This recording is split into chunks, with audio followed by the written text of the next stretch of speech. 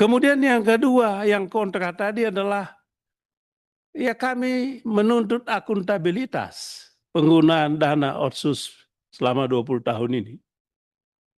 Jadi jangan, mohon maaf teman-teman Aceh, sedikit-sedikit Helsinki. Sedikit-sedikit Helsinki.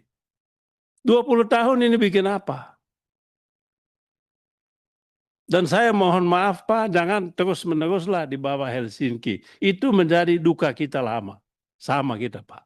Tadi saya katakan, duka Aceh, duka kami juga.